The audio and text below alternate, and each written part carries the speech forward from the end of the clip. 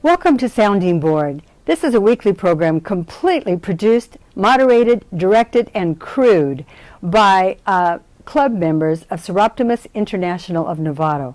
You know, we've been doing this for 20 years now, and we really love it. The mission of the organization is to help improve the lives of women and girls, both locally and globally. We try to keep that in mind when we plan our programs, and I think we've done a good job today. I'm Carol Bennett. I'm your host today, and I have invited a very special person. Cynthia Murray is a name you may already know about. She is an incredible leader in our community. I say leader first, and I say she's also a female or a woman leader, a leader of women as well. So I think I am especially excited about hearing what Cynthia has to say to women to help encourage women to become leaders, and girls, I shouldn't say not girls too, women and girls to take leadership positions in our community. Cynthia Murray, on her business card, says that she is the CEO and CEO and president of the North Bay Leadership Council. So let's, Cynthia, let's start with the present. Tell us about the North Bay Leadership Council, what it is, what you accomplish, and then after that, we'll go back into the history of you and how you got there. How about that? That sounds great, Carol. Thank you so much for having me today. So you are right. I'm president and CEO of North Bay Leadership Council. We are an employer-led public policy advocacy organization representing the leading employers in Marin, Sonoma, and Napa counties. And our top public policy areas are education, infrastructure, and good government. Interesting. So we don't always hear about it. I know I read about it once in a while in a business journal, but what does that mean to the average citizen on the street? What could they expect from the North Bay Leadership Council? Well, one thing we're doing right now in Novato is running algebra academies for rising 8th graders who are English learners to help them understand that algebra is a key course they must take if they're going to be college and career ready. We're also running one in San Rafael. So we run all kinds of different programs. We work very closely with elected and appointed officials who do the decision making on the public policy to help make sure that public policy is shaped to reflect the real needs of the community. And when you say running, what do you mean the North Bay Leadership Council actually goes out there and does it? Or exactly. Really? Yes. So you're out there on the in the schools with the kids? And what we do is what makes, I think it's so special, is it's not in the schools. It runs in the work sites, so that the students are able to go into various work sites. They go into 5 different work sites, and they get to see what people do using math and science in the workplace and the fantastic careers that they have. And most of these students will be the first person in their family to ever go to college. So we want to open up their dreams to dream bigger and to really get excited that college is in their future, because many of them never expect to go. Well, tell me a little bit more about the North Bay Leadership Council. Who's on this? Who are the people? So as I said, we represent the leading employers in Marin, Sonoma, and Napa. So we have almost every sector represented, and we represent the private sector, and in Novato, that's Fireman's Fund, it's Kaiser, it's Novato Community Hospital, it's BioMarin, companies like that. But we also represent academia, the public institutions, so we have College of Marin, Santa Rosa, JC, Sonoma State, and then we have nonprofits like Dominican University, North Bay Family Homes, Sunny Hills. So we say we work on public policy from the employer point of view. I get it now, because earlier I was thinking you represented business, but no, it's not business. It's nonprofit as well, so that's why you emphasize the employer, working for the employer. Fabulous. Okay. Well, so give us name drop a little bit. Who's on your committee? On our board of directors? I shouldn't say committee. Yes. That's all right. Well, some of the Pat Kendall from Kaiser, Mark Wood from BioMarin, Patty Garbarino from Marin Sanitary, Gary Giacomini from Hanson Bridget. I mean, there's 44 different people. So I know I'm familiar, of course, with Dr. Frank Chong, who replaced Dr. Robert Agrella as the president of Santa Rosa Junior College, as being on the North Bay Leadership Council. Is that true? And we have his counterpart at College of Marin, David Wayne Kuhn, Dr. Mary Marcy at Dominican, Dr. Ruben Arbiana at Sonoma State. So we try and get the highest level executive in the North Bay to sit on our board, and about 2/3 are CEOs. Wow, that is fabulous. We also represent, and I think this is where we get some political clout, is over 25,000 employees as a collective number for all the different members.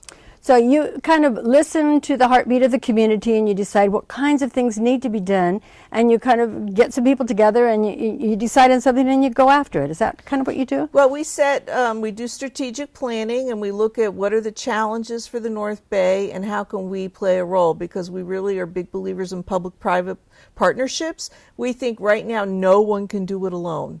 Business can't do it alone, the nonprofits can't do it alone, government can't do it alone, schools can't do it alone. So we try and build coalitions, and we try and find that common ground, and then we say, okay, what is the problem and what is the best solution, and how do we achieve it? How can we collectively working together make this be the best place to live and work? Now, did you come up with were you the first one to come up with the idea of the North Bay Leadership Council? No, it was formed in 1990. Really? Okay. Yeah, so they've been around 20, going to be 23 years at the end of November.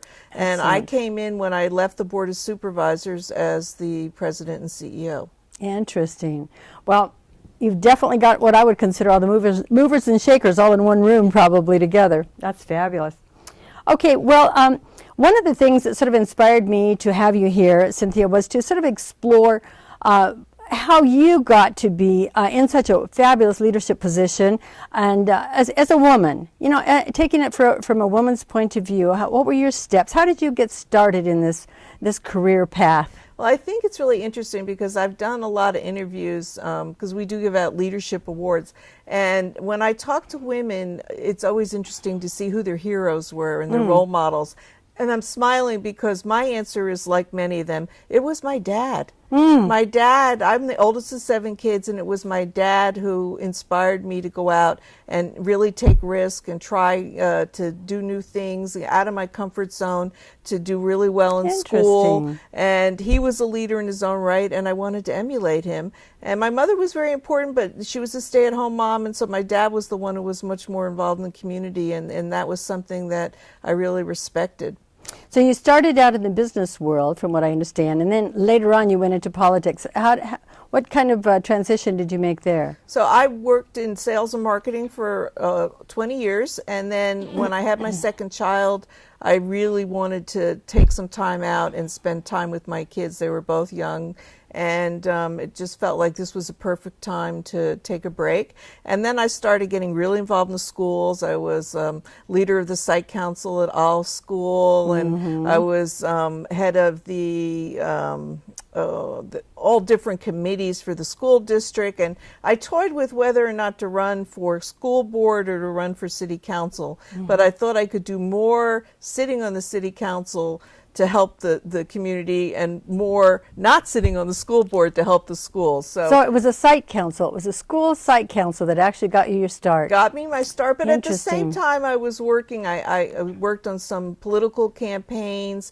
I helped on the ballot measure for roads back in the early 90s. And then, you know, I kept saying I'm going to council meetings all the time, and I'm really passionate about the decisions they're making and what's happening. And I just finally said, you know, if you really care so much, you should get on the other side of the desk and make the decision instead of just begging people to make the decision you want. Good. So when you finally got there to the other side of the table, was it what you expected? No, there were certainly some things, and I'd always been interested in politics and service and giving back to the community, but there was a lot of things. Like, one of the biggest things that surprised me is the number of lawsuits all the time. I had no idea I'd spend so much time doing lawsuits. And then, of course, we got into the first military base in the United States to close under the new legislation that actually transferred that base from the military to private hands. And we wrote the first reuse plan, and I chaired that whole process. So it was extraordinary opportunity. I learned so much, and really got to shape much of the future of Nevada when you look at what Hamilton, the role it plays today in Nevada. I'll have to say Hamilton, you know, the whole Hamilton area is a fabulous community.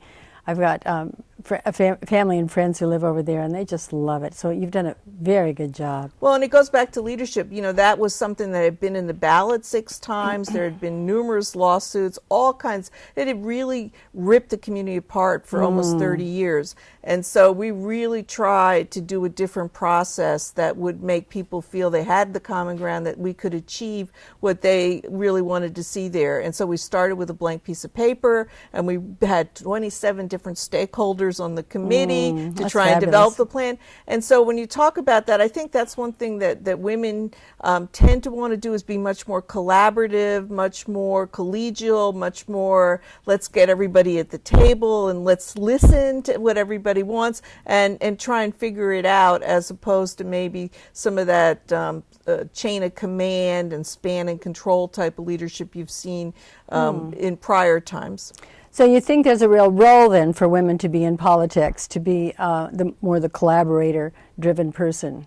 I think that the way, not only for politics, but I think in business now, when you look at the flattening of hierarchies and how, again, there is no leader that can know everything. The world is so connected now. There's so much going on. If you try and be the kind of leader where you say, I know everything and I'm not going to make a decision until I know everything, you'll fail. I mean, you just can't. So for the women who have been able to say, okay, I know enough to make a decision, or I'm going to trust other people that they know enough, and they're the people that I brought on board in my team, and my team is strong, and we're going to go forward together and do this critical thinking and problem solving in a collaborative way. I think that is where the world is going. I hope our listeners are hearing this, because this is really good information for women especially to hear. That's such a strong statement to get women to get the courage to go on and do some leadership, because that's what they're bringing to the table.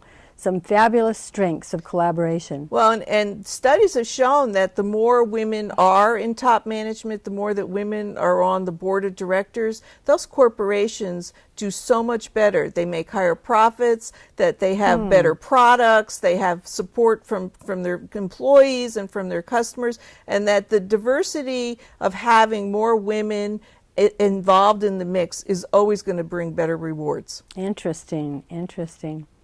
Well, it can't all be a bed of roses. There's got to be some grim side of it, I'm sure. So how do you personally deal with some of the stuff that goes on that's not quite so pleasant with politics? Well, I was in politics 15 years, so I got thicker skinned as time went on, and my goal is always eye on the prize.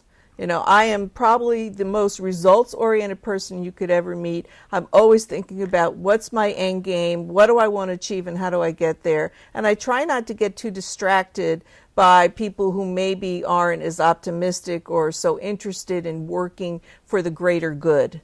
Eye on the prize. Okay, eye on the prize. That's it. So if you go to a meeting and it just is an absolute disaster, and you're mad at somebody makes you you're disappointed by some of the behavior of some of the people, you walk out the door and you think, hang in there, because it will happen, and I've got the eye on the prize kind of thing, and then you just sort of. That's what, good things happen when you maintain a resilient posture and that you don't give up. And so stay with it, because if things may take longer than you wish, but usually going through that process, you come out with a better situation, a better project, a better product, a better outcome. I've got to admire you, Cynthia, because there was a time when I was thinking of going into a political arena, but I had such a thin skin, and I just got so really upset at the very beginning that I thought, I can't handle this. And it was upsetting to me to have to deal with that. Well, and you're not alone, but everything has a positive and negative. So for me, the positive was that I could be in a position where one person, me, could make a difference. It's so rare. First of all, that you could help. How many times can you really do anything to help somebody? In political life, you actually can do things to help. And two, it could be you. You could be that one vote that changes the future of your community, that changes people's lives. That's heady stuff. And it's something that can really help you get over the rough patches. And I think especially at the Board of Supervisor level, you're one of how many votes? 5. 5. And if you went further into the Assembly or something like that, you're one of 180, so many votes. So you really have a stronger position as in a stronger position with a community-based kind of thing, which is your vote goes farther is what I'm trying to say, I suppose. Anyway, let me take something that's very near and dear to me, and that's the North Bay Leadership, the North Bay Science Festival. Got confused with the North Bay Leadership Council for a minute, but and that's where I really came to know you, was working together. I'm working on a committee now that is putting together the Bay Area Science Festival in October, and this is going to be in 2012. It's going to be at the Sonoma County Fairgrounds, but that concept originated with the North Bay Leadership Council. Am I correct on that? Well, I think we played a role, but the Bay Area Science Festival was a federal program, and then San Francisco was picked. It was their year to do it, and a lot of the people, one of the members I didn't mention is the Buck Institute, one of our tremendous members. They heard about it and they started going to meetings, and so they let us know. And because we are this collaborative, we said we want to help make this happen, because one of our initiatives for education is to get more students involved in STEM majors: science, technology, engineering, and math. We see a huge deficit in those skills for us to fill the jobs we're generating. It's a very worrisome thing. So we just jumped on it and wanted to see it become successful, and really wanted it to have a sustainable life beyond just the 1 year where the federal government was pushing it, so that this would be an annual event that would really help get kids, and especially our girls, because more girls are going to college now, but they're not going in the STEM majors, get them excited about math and science. So that it is the concept stage, and then how do you get it from the concept to where it is now, me, the little worker bee, putting it all together? I mean, how do you bridge that gap? What happens in the interim there to get us going? Well, one of my trademarks is all hands meetings. So when I'm trying to get something sorted out or initiated, I try and think of every single stakeholder who might care about it, who might be able to make it happen, who might want to stop it, who might want to have something to say about it. And then we call a meeting and get as many of them in the room and say, here's what we're talking about. What do you think? Is this viable? Do you want to play a role? Are you excited about it? How would you like to help? So then it goes from the stakeholder, then you find some people who are willing to take the leadership, such as the Buck Institute in this instance took the leadership for this particular situation and then moved forward with it. Is that what happened? Exactly, and Agilent was a big player, yes, and Agilent. SRJC and Sonoma State and many, many others. So you just reach out, and we don't just reach within our own membership. We reach out to all the community players who we thought might be interested. That's great. That's great. It's fun to see how you can that would be rewarding, I imagine, taking a concept, taking it through, and then now you sit back and sort of count the roses kind of thing, huh? Well, as somebody who's doing it right now, you can answer that for yourself. Obviously, it's rewarding. You've done it a second year. Yeah, this is it's very rewarding for me, but it must be also tremendously satisfying for you, since it wouldn't have happened had you not got those strategic people together and to help push it forward. That's fabulous. We like to convene for good things anytime we can. How often does the organization meet? We meet quarterly, because only CEOs quarterly. are very busy, but we have a lot of subcommittees and other programs and activities going on. So, I mean, they're busy all the time. It's like sometimes I worry I'm giving them too many things to do. Ooh, yeah. So, Cynthia, what else are you doing besides the North Bay Leadership Council?